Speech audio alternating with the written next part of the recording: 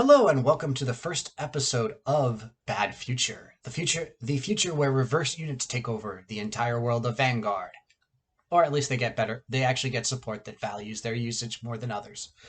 So I'm actually going to start with something specific, one that actually came out recently in the V collection that we will be getting pretty soon, or if you're watching this at a very later date, we have already gotten, and this would be Ethics Buster Reverse. So specifically, I thought of Ethics Buster because I always loved playing Nova Grappler Beast Deities. I always loved the design of the cards. I always did think that there was a way to make reverse units better, and so I thought of strides as well as other ways to utilize this deck. And I also wanted to create cards specifically that were valuable both as if you wanted to use the original Limit Break format ones or if you wanted to use the V format ones. So I will start off with the specific card that I created for this, which was Death Cage Beast Deity Ethics Buster Reverse EX. EX, I'm not really sure what EX would be. I'm thinking excessive.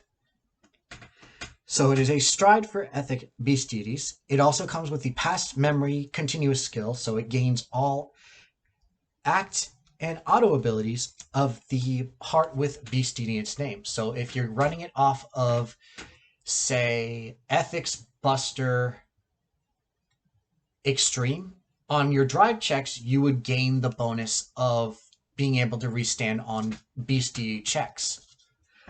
But the main idea I thought of was an act ability. So you choose specifically a Death Cage Beast Deity Ethics Buster Reverse EX and turn it face up. And then this unit gets -2 drive until the end of turn and gains, when this unit, after the battle that this unit finishes attacking a grade 3 or greater Vanguard, you may bind a face down a locked unit. If you do, stand this unit and place the bound card into your damage zone face down. This effect may only be used if you have no face-up cards in your damage zone. So I'm trying to limit the ability. Of course, being able to restand your Vanguard is a very powerful effect. So the balance is, of course, it's attacking with only a single drive per hit. And in order to restand it, you have to damage yourself. And that's until the end of the turn. And then it has a further effect based on the fact that some people may not be using it with locked units. If you have no locked units, you may lock any number of units up to the number of face-up cards in your damage zone, and then turn all cards in your damage zone face down. We've recently seen this a lot with V cards, where a lot of cards specifically have a cost, either a condition that says turn all cards in your damage zone face down, plus a number of something equal to the number of face down cards you have in your damage zone, or just this unit gains blah blah blah if you have no face down cards. Now, none of these are actually for Nova Grapplers, but I also created some orders for this one. And these are cards that specifically will make this a excessive Death Cage match. The first card specifically is Persevering Arena No Rest, a grade 3 set order. This card has the ability to be able to have cards placed underneath it. So it is very similar to the Brant Gate prison cards. And then whenever a rearguard you control would be retired, you can place it underneath this card. And then at the beginning of your turn, you may choose two cards from underneath this card. Choose one of them and place that card into your hand. The remainder go into your soul. So this is trying to be kind of like a pit stop for all of the Beast Deities. They get blown up. Oh, they're not immortal, but they are having a chance. And this also allows you to place any cards with Ethics Buster into your soul if you have that ability to, if you need that buff to your power level for the cross ride bonus, or if you're doing it based on deadliest Beast Deity Ethics Buster Reverse. And then the other card that I created was actually a stride order, where it's a grade 4 order a set order, and it's called Blood-Soaked Ring No Exit.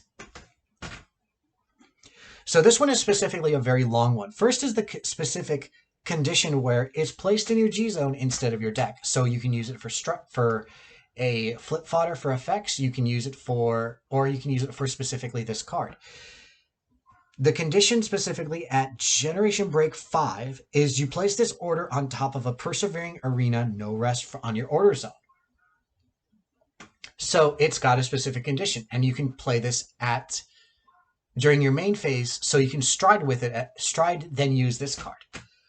And then as long as you have one or fewer rear guards, and the number of cards in your hand is less than the number of cards underneath this card, loss conditions do not occur until the end phase. So basically what this card, and I would actually like to add something, your loss conditions instead of both players' loss conditions. So basically what this is saying is, normally when you hit 6 damage exact, you immediately lose the match. Same thing goes with running out of cards in your deck. This card is saying that you are no longer going to lose immediately from this card, from a loss condition, until the end phase. So it's basically giving you that one last attempt to come back.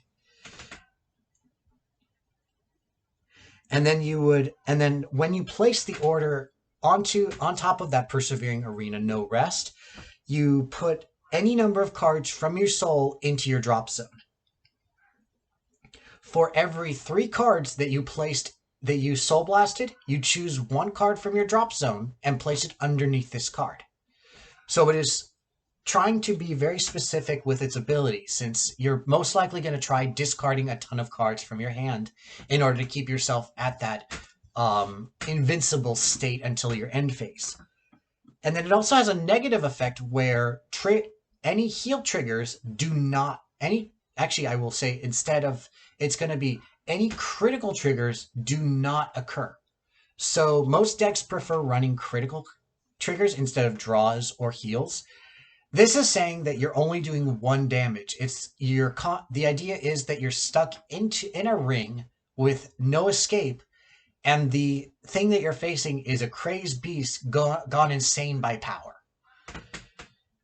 So the basic thing of this one is to work alongside the Death Cage Beast Deity to make it so that you can stand up more than your normal damage would allow, especially if you're doing the V version of Ethics Buster Reaver. So on stand,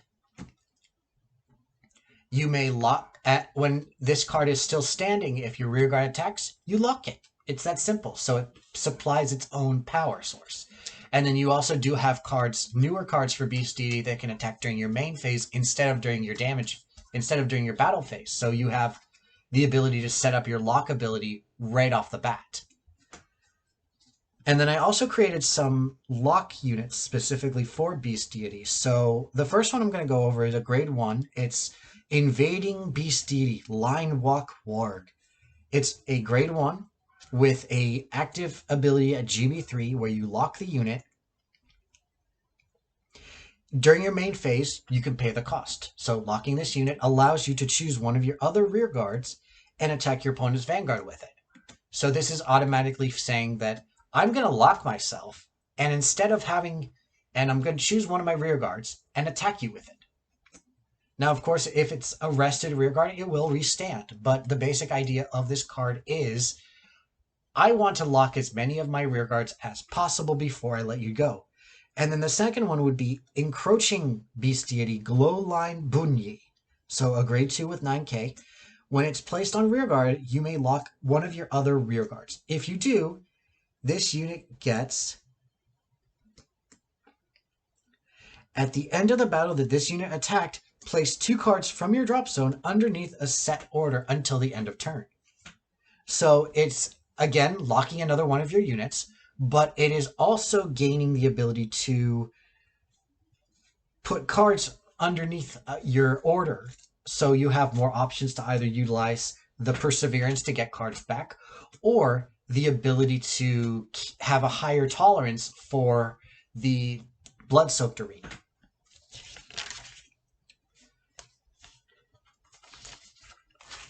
And then I also created a second stride that works with both orders specifically, but it mainly works. It's another stride. It's Roaring Spear Beast Deity Illuminal Immense, going off of the Ultimate Beast Deity Illuminal Dragon.